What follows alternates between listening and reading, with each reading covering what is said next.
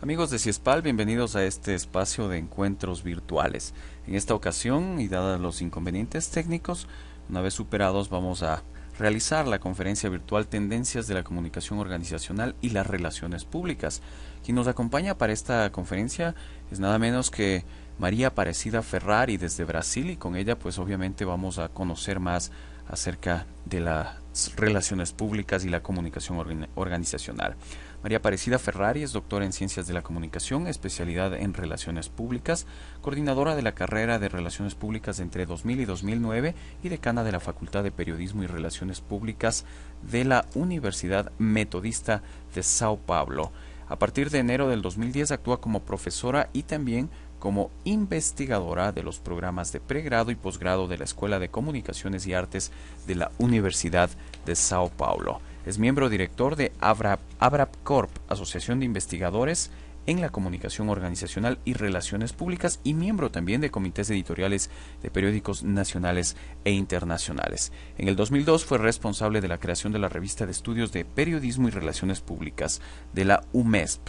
Es coautora del libro Relaciones Públicas, Teoría, Contexto y Relacionamientos juntamente con James Gruning y Fabio Franza, realizado en agosto del 2009. Ahora sí, María Aparecida, te escuchamos. Estamos ya en la primera diapositiva y tú también me irás diciendo conforme quieras que vaya avanzando. Ok, ok, muchas gracias. Buenos días, comunicadores, alumnos, docentes y colaboradores de CIESPAL. Es un placer poder compartir una hora de conversación acerca de comunicación y relaciones públicas. Bueno, en la segunda diapositiva, ahí está un poco sobre mi currículum, pero en la diapositiva número 4, me gustaría señalar que además de la producción del libro en portugués, yo escribí 2 libros en castellano, y que ahí están en la diapositiva 3. Un libro que fue publicado por la editorial La Crujía en Buenos Aires, y otro libro que fue publicado por la editorial de la Universidad San Martín de Porres en el Perú. En el diapositiva 4, el libro publicado en Buenos Aires por una muy importante editorial que es La Crujía está a disposición de ustedes caso tengan interés. Y además del tema de relaciones públicas, también hablamos de la comunicación en las organizaciones. Bueno, el tema que tengo que hablar con ustedes tiene como el escenario el ambiente, el contexto de la sociedad postmoderna, de la sociedad contemporánea, de la sociedad del siglo XXI, que está basada en la diapositiva número 5, con lo que yo trato de llamar de crisis y de vulnerabilidad. O sea, vivimos en un mundo donde la vulnerabilidad es la característica más común de las organizaciones, de los grupos, de los gobiernos, ¿ok? Y por lo tanto, vivimos en un escenario muy cambiante donde los riesgos de las crisis son inminentes en el momento en que no podemos, en muchos casos, prevenir, pero sí no tenemos que actuar de una manera cada vez más proactiva. En la diapositiva número 5, yo tengo una foto del problema que pasó en Estados Unidos en septiembre de 2001, que fue el ataque a las Torres Gemelas, y que para mí significa o es el sinónimo o la definición de vulnerabilidad. Lo que pasó en ese día en Estados Unidos fue una gran vulnerabilidad. El FBI ya sabía que iba a pasar un acto de terrorismo, pero nunca podían imaginar que sería de esta forma, en ese contexto. Entonces, eso significa que a pesar de todo lo que nosotros tratamos de comprender y prevenir en una organización o en una ciudad o en un país, como es el caso del ataque de las torres Gemelas, en la práctica siempre hay situaciones que están fuera de nuestro control. ¿Ok? Bueno, y eso significa que el punto número 1 es comprender que vivimos en un mundo totalmente vulnerable.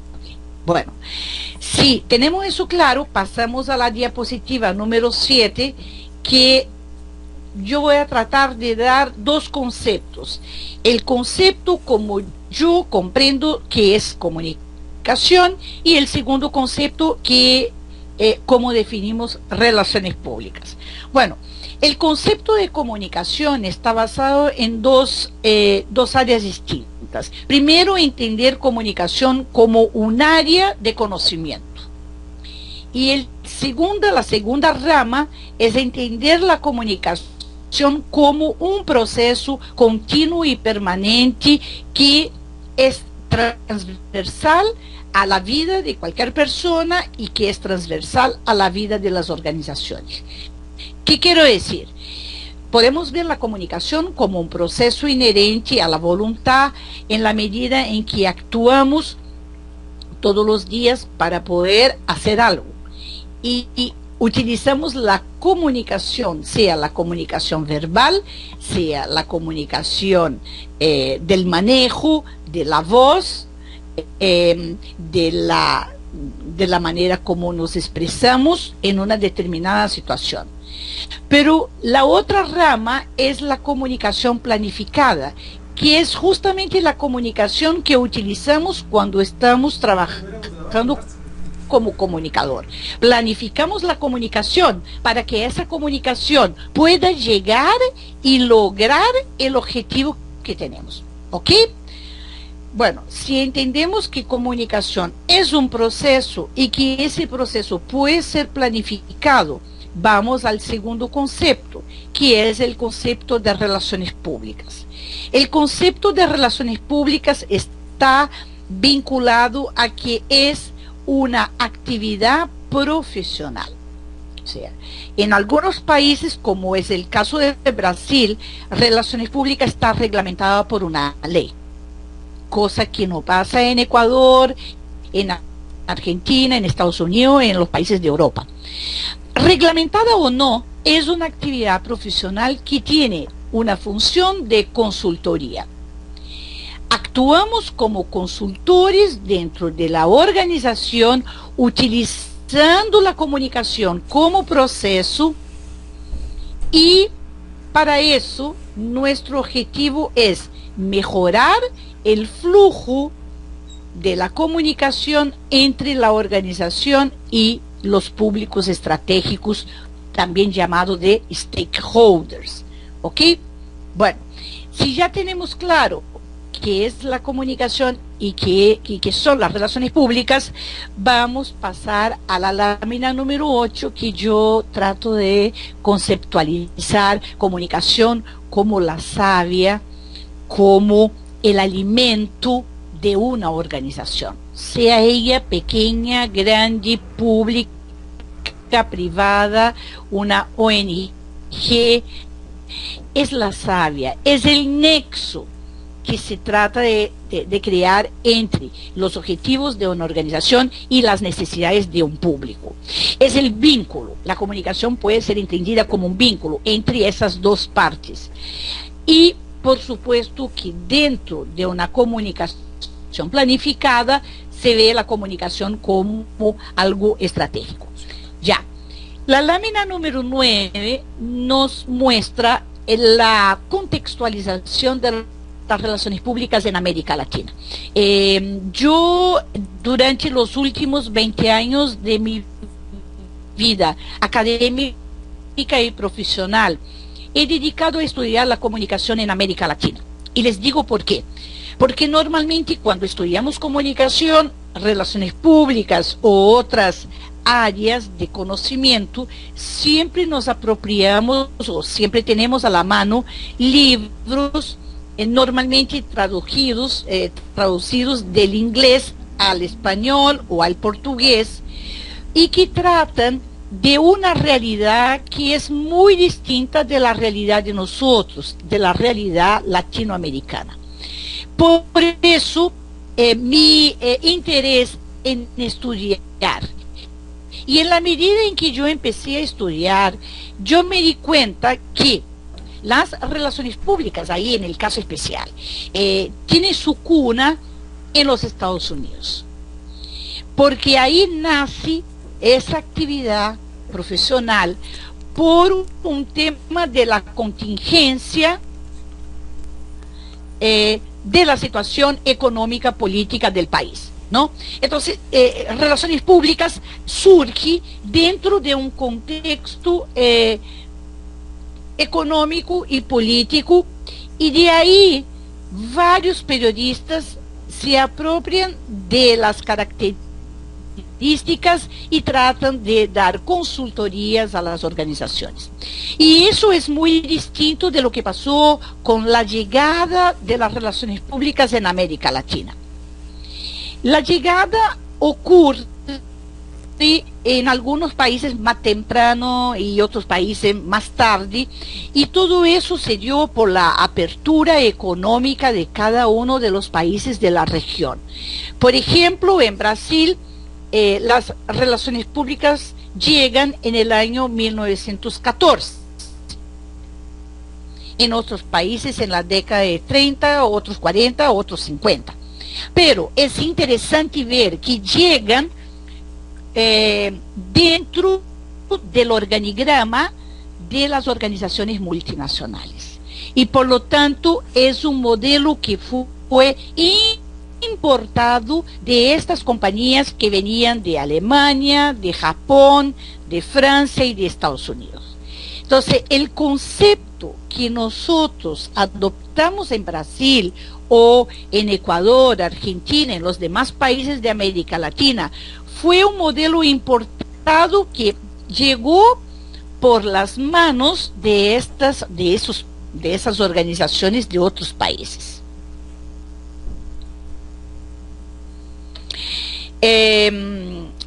Y si ahora vamos a la lámina número 10, yo en mi investigación traté de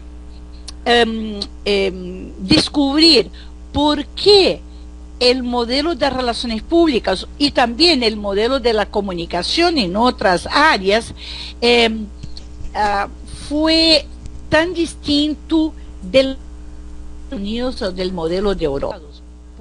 Y por qué la diferencia entre la práctica en otros países desarrollados con América Latina están, por ejemplo, siempre hubo muy poca investigación en comunicación y especialmente en comunicación organizacional y relaciones públicas.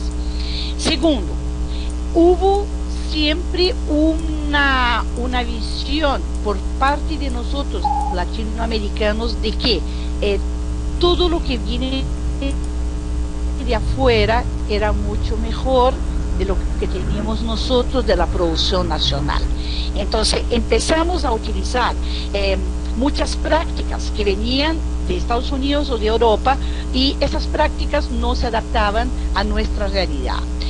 Con eso también la literatura, o sea, la cantidad de libros nacionales publicados en América Latina también era muy poco. Y por último, el tema de que en América Latina, Brasil hablando portugués y toda América Latina española hablando el castellano, también fue una barrera cultural, idiomática, que impidió una mayor sinergia entre los conocimientos desarrollados en Brasil y los conocimientos desarrollados en los países de América Latina. Bueno, si ustedes siguen en el cuadro número 11, es para dar una idea de también por qué la comunicación en América Latina se desarrolló de forma distinta. Pasamos por ese cuadro desde el año 59 hasta los años 90 por distintos momentos de dictadura militar en los distintos países de la región. ¿Y cuál es el impacto de las dictaduras? La censura, la falta de democracia y también la falta de espacio para hacer una comunicación más transparente y más ética. Entonces, ¿cómo? Vivimos en una sociedad, en un sistema político, económico y cultural. En esos momentos de dictadura, normalmente los países se cierran y tienen muy poca comunicación. Y toda la comunicación que existe pasa por un sistema político, por una censura. Entonces también eso es un elemento bastante importante para justificar por qué nosotros tenemos una práctica de comunicación distinta a la práctica de otros países desarrollados. Bueno, si con esos conceptos básicos de análisis de escenario pasamos a la diapositiva número 2. La diapositiva 12 nos revela cuáles son los cambios por los cuales estamos pasando hoy. O sea, antes las élites o las organizaciones decidían qué era lo mejor para sus ciudadanos. Y con la llegada de la globalización y de la tecnología se cambia el panorama. El panorama de hoy es que el pueblo o las personas, los ciudadanos, pasan ahora a exigir, a dictar la agenda de las organizaciones. Por supuesto que eso no es 100% en todos los países de la misma manera, pero es un hecho de que la Internet, por ejemplo, que todos los medios digitales han posibilitado a las personas una comunicación y una presencia más efectiva tanto en la vida de las organizaciones como en la vida de los gobiernos. O sea, se exige un gobierno más transparente, se exige que las organizaciones tengan productos y servicios de más calidad. ¿Ok? ¿Y cómo eso ocurre? En la diapositiva número 13 vemos justamente el tema del comportamiento y de la comunicación.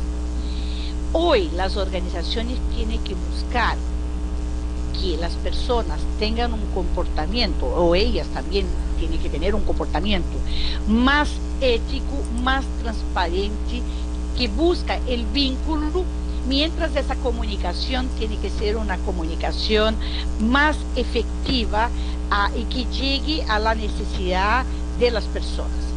En la diapositiva número 14 es muy interesante porque los estudios y las investigaciones, los sondeos que se realizan en la práctica en las organizaciones nos dicen que antes las empresas tenían que obtener una licencia para operar. Y hoy lo que nosotros ciudadanos decimos es si vamos a otorgar o no la licencia para que las organizaciones puedan liderar. O sea, pasamos de un paradigma funcionalista, un paradigma donde las organizaciones producían productos o servicios para una masa, para ahora producir servicios y productos a ciudadanos que van a otorgar esa licencia para que la organización pueda existir. Entonces significa que licencia para liderar está muy cercana al concepto de sustentabilidad o sostenibilidad, dependiendo cómo usted utiliza la palabra, o sea, la nomenclatura, o sustentabilidad o sostenibilidad. ¿Qué significa? Que no basta que la organización tenga productos y servicios. Es importante que esa empresa tenga procesos sostenibles, sustentables, que van desde cómo administra su relación con sus trabajadores hasta llegar al punto de cómo esa organización se relaciona con el medio ambiente. Eso significa que si ustedes ven la diapositiva número 15, eso puede generar aumento de confianza, vínculos verdaderos, valor compartido y por último, la performance comercial. O sea, el producir, el vender su producto o servicio, por supuesto que es importante para una empresa. Ella tiene que sobrevivir y para sobrevivir tiene que mejorar y aumentar su tajada de consumidores en el mercado.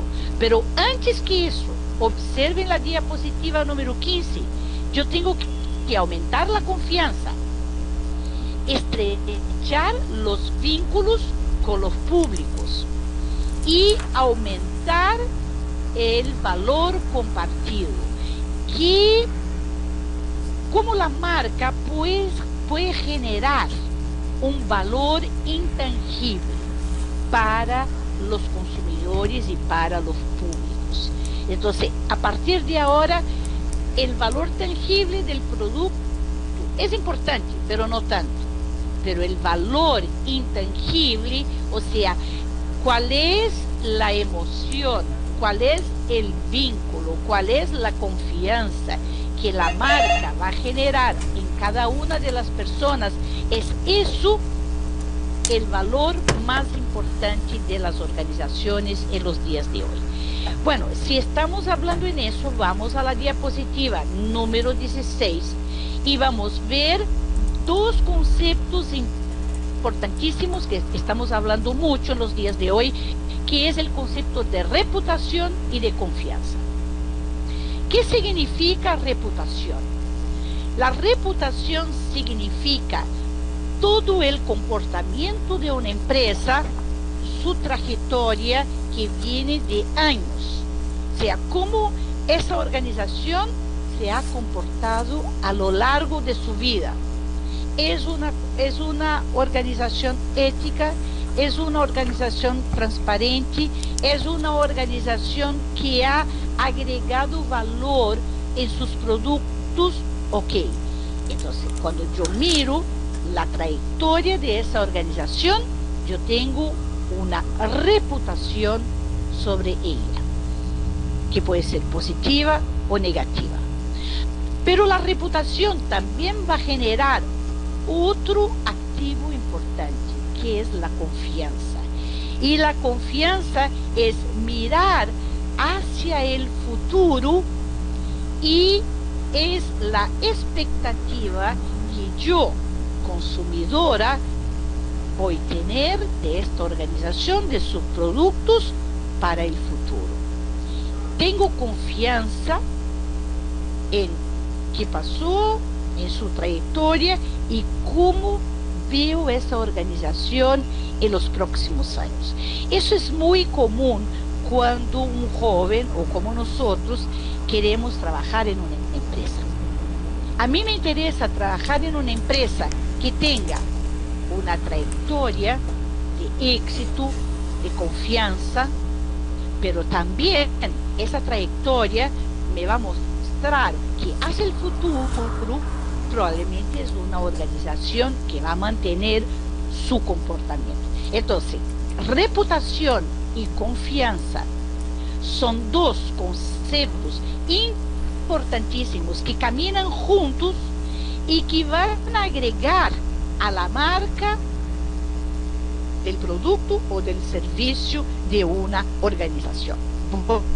Bueno, para seguir, ahí yo creo que es el momento, por decir, más importante de mi conferencia, el gran problema de las organizaciones.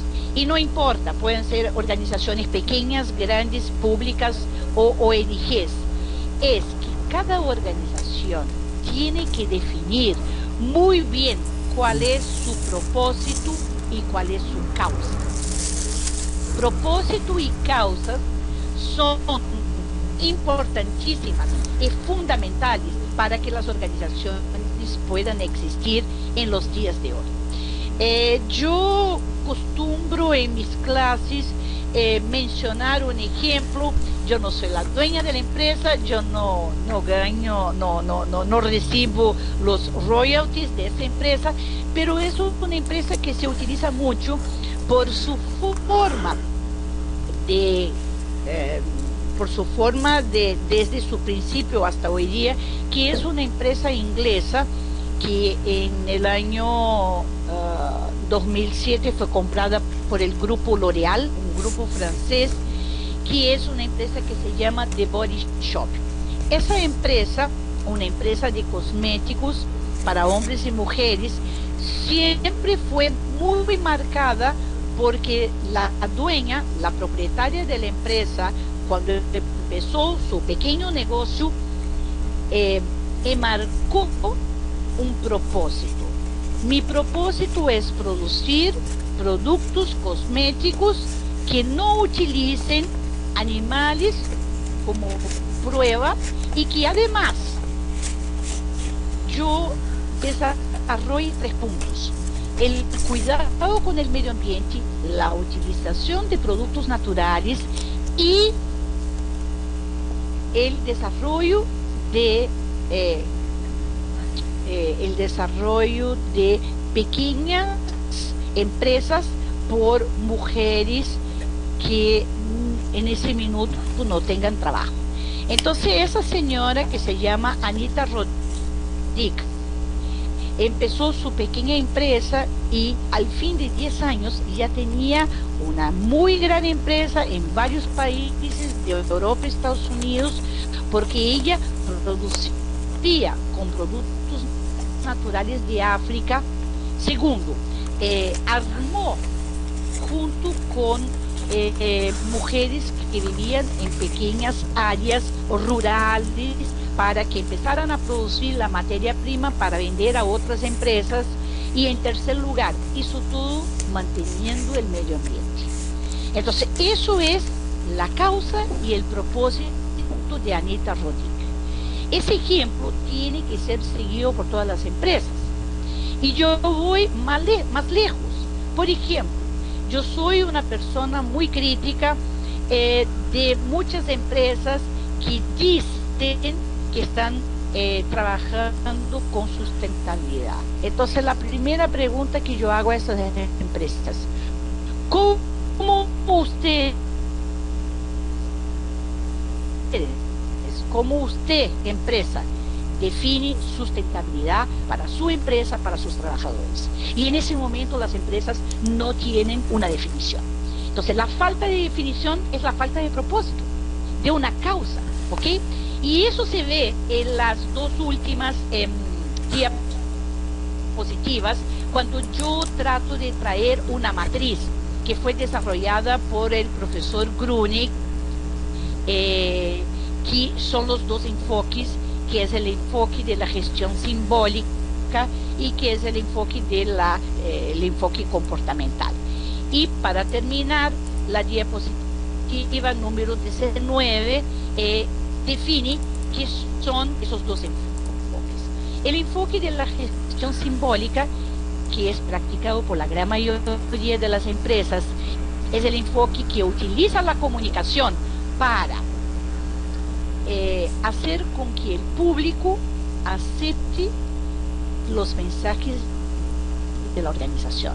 Y nosotros llamamos de ese modelo de modelo asimétrico, que normalmente nosotros practicamos en la empresa. O sea, tenemos un discurso de empresa y queremos que ese discurso sea conocido en la práctica por las personas en el mundo real, pero cuando las personas no están de acuerdo con la postura de la organización, nosotros tratamos de frenar ese proceso y de convencer a las personas que el enfoque de la empresa es el correcto. Y voy a dar un ejemplo para que se quede bien claro. Cuando una empresa contamina, cuando la empresa afecta el medio ambiente, normalmente la empresa no dice es mi culpa. Siempre va a tratar de decir que mira, nosotros estamos tratando de corregir, no fue nuestra culpa. siempre tiene un discurso asimétrico, tratando de mostrar a los públicos que ella es el gran rector, que es la gran compañía y que ella está correcta. Pero cuando vamos al enfoque comportamental, es el enfoque que nosotros debemos asumir.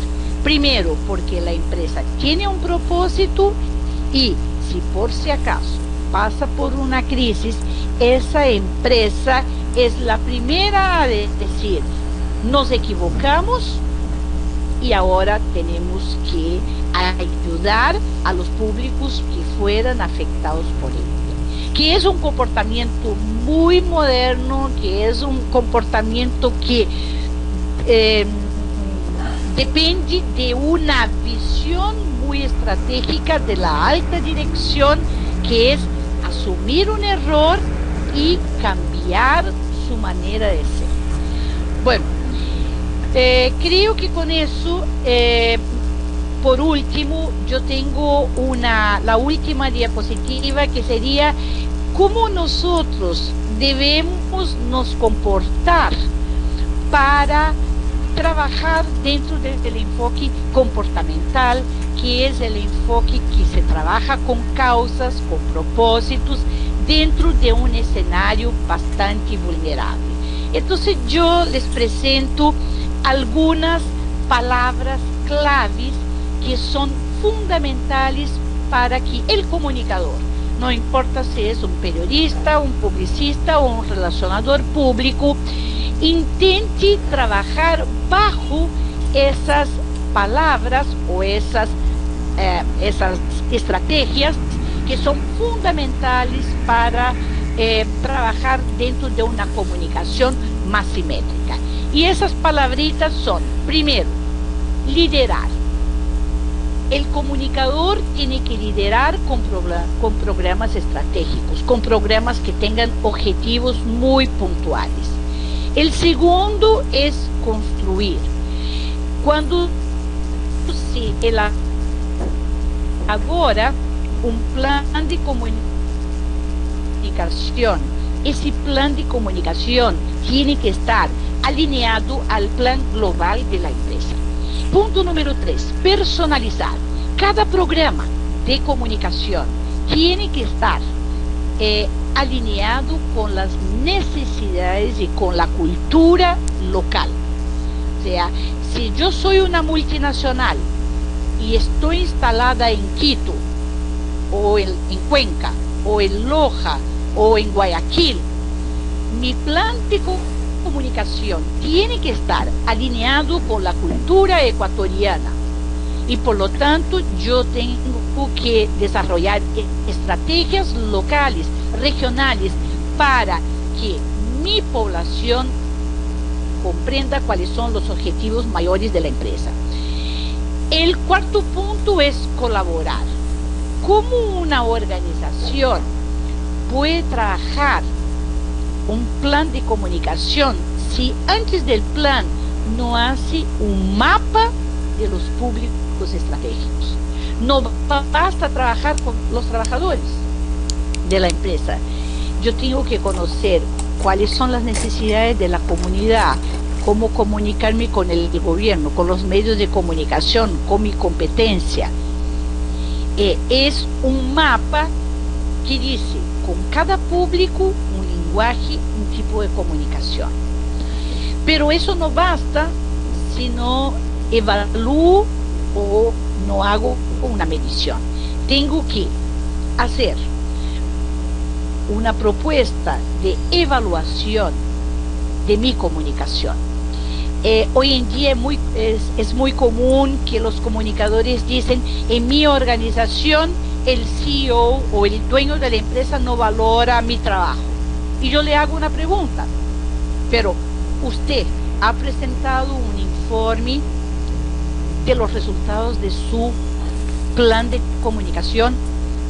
¿Cuáles son los resultados efectivos, tangibles del plan de comunicación? En la medida en que yo paso a evaluar, a crear criterios de medición, yo les digo que el CEO va a poner mucho más atención en el trabajo de comunicación. Enseguida, hay un punto muy interesante que ahora está muy de moda, que es contar.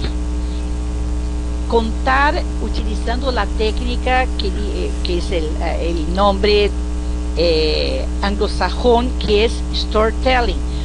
¿Cómo hacer una historia de mi organización? Las personas se encantan con historias. ¿Por qué no hacemos la historia de nuestra empresa para contar los logros, el desarrollo y el progreso de ella? La gran mayoría de las personas no conocen la historia de la empresa. Cómo empezó chiquitita, con 3 empleados, y hoy es una gran potencia en el país. La historia es importante. Más 2 puntos: involucrar y vincular. Y ahí tiene que ver con la búsqueda de valores que la organización necesita difundir junto a sus públicos. Es importante que las personas sepan cuáles son los valores de mi organización y cómo yo puedo estar vinculado, porque cuanto más yo conozco los valores de la organización, más yo me puedo vincular a esa empresa. Por lo tanto, los puntos que yo quería comentar en esa conferencia son estos. Por supuesto que hay muchos detalles, pero una conclusión es: el mundo ha cambiado. Las empresas están en escenarios vulnerables. La empresa ya no es el rector. Hoy, quien decide la vida de la organización son los ciudadanos, son las personas.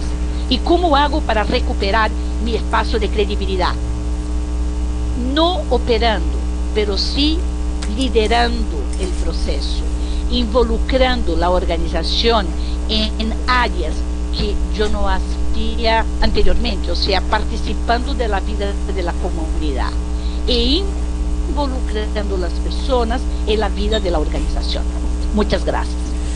Muchísimas gracias, María Aparecida. La verdad es que muy interesante la charla, y por supuesto hay algunas interrogantes que quisiéramos que nos aclares muy brevemente, las pocas que alcanzamos a recoger de las personas. Una de ellas es: ¿quién debe establecer los procesos en la empresa en la actualidad? ¿Cómo se establecen estos procesos para la comunicación tanto interna cuanto externa?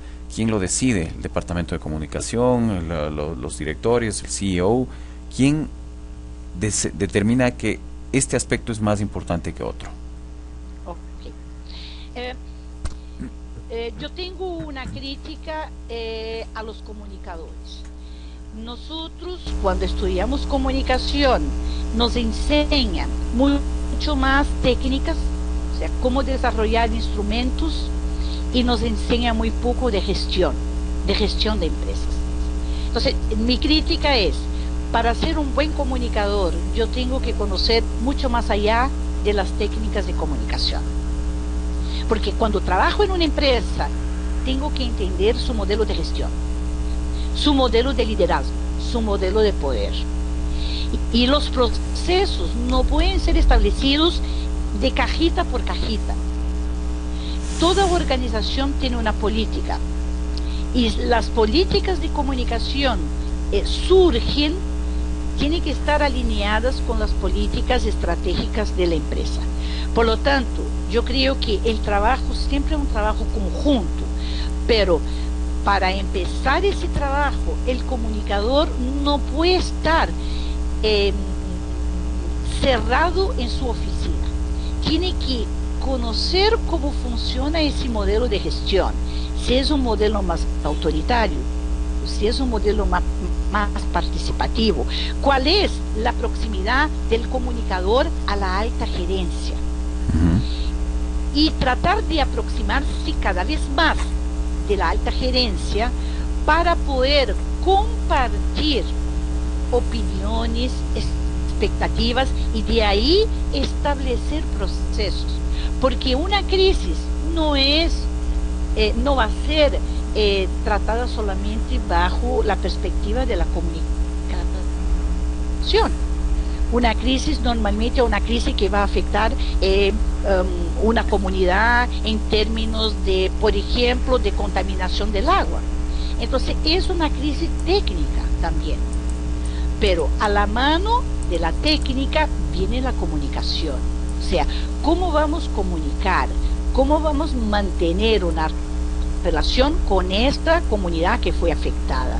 Entonces, los procesos no son estanques, no son separados, son procesos que tienen que interactuar juntos, la parte técnica con la parte de comunicación.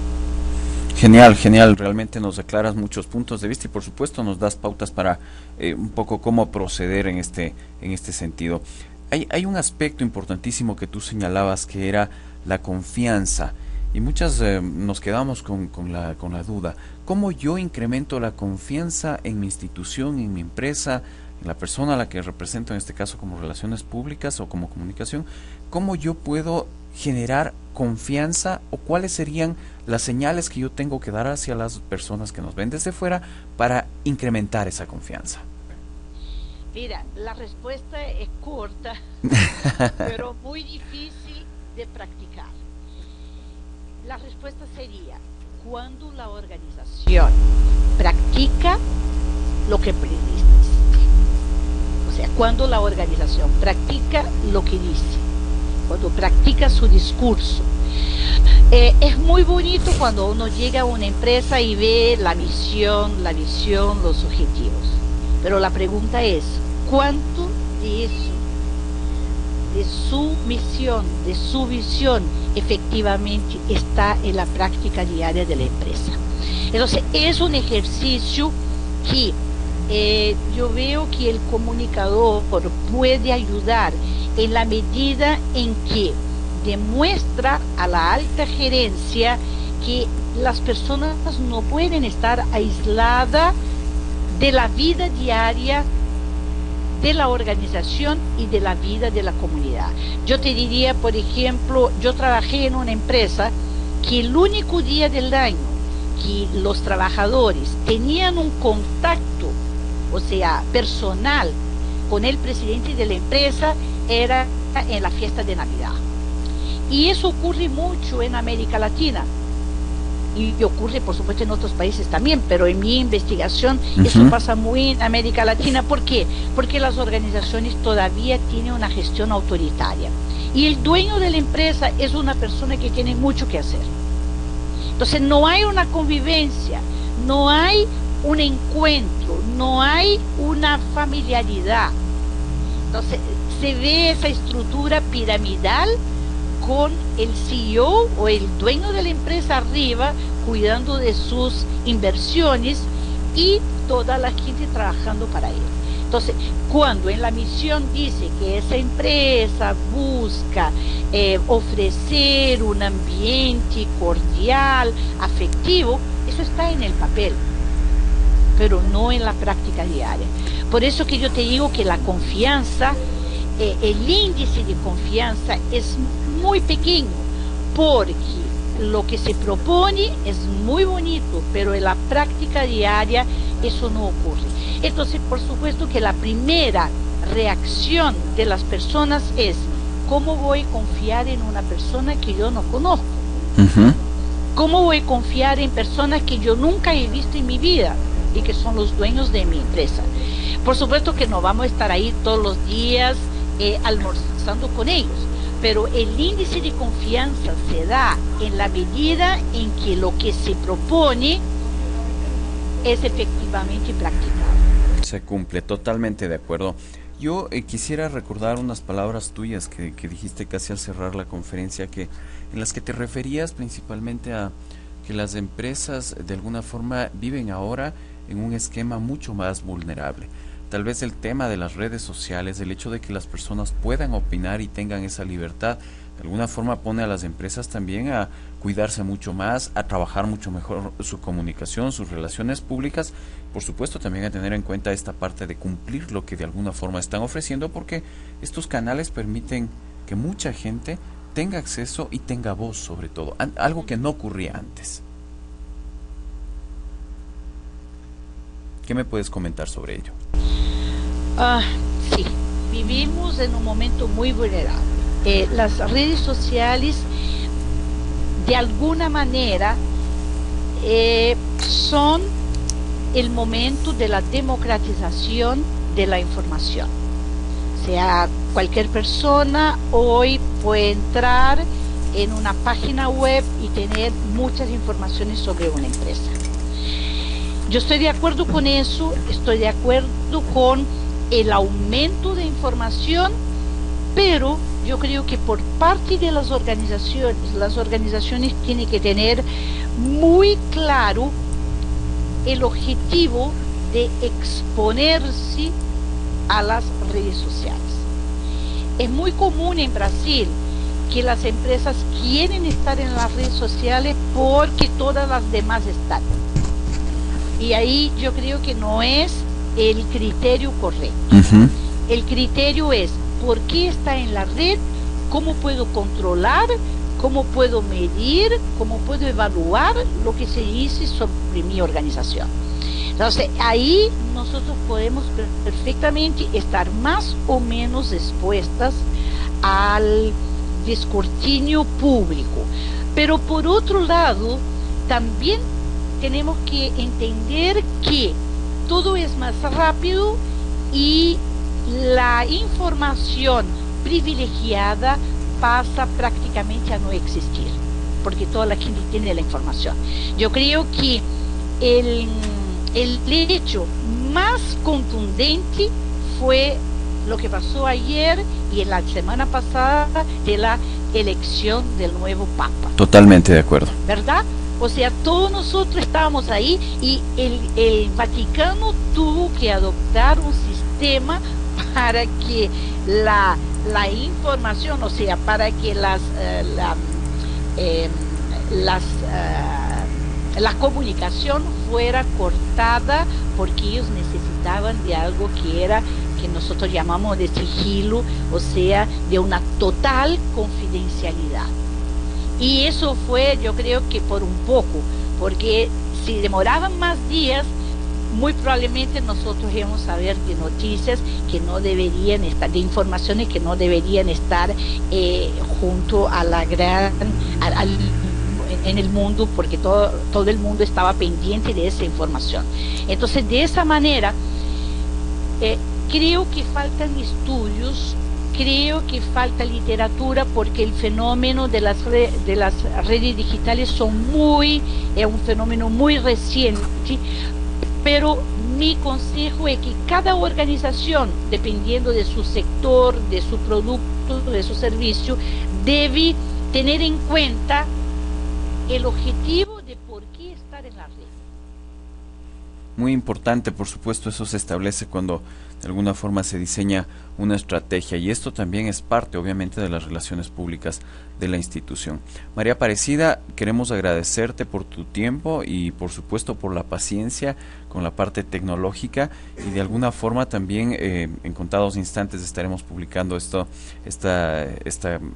muy buena charla, excelente charla, para tener mucho más claro los aspectos de comunicación, relaciones públicas, por supuesto, tu aporte para la gente de América Latina, muy destacable y muy importante. Unas últimas palabras, María Aparecida.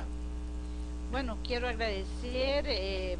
Los problemas tecnológicos todavía existen y creo que van a existir, pero hay que tener paciencia e insistir. Insistimos y logramos. Y agradecer la invitación de CIESPAL. Yo tengo en mi corazón todos los que trabajan ahí. Tuve una muy buena acogida hace un par de años atrás. Espero volver a Quito, a CIESPAL, y estoy a disposición de ustedes. En la última lámina está mi dirección. Cualquier alumno, profesor o comunicador que quiera alguna otra información que yo pueda dar, estoy a disposición, y les deseo mucha suerte y un trabajo brillante para ustedes. Muchas gracias y muy buenas tardes. Muchísimas gracias, María Aparecida. Estaremos en un nuevo contacto. Gracias, María Ojalá. Aparecida.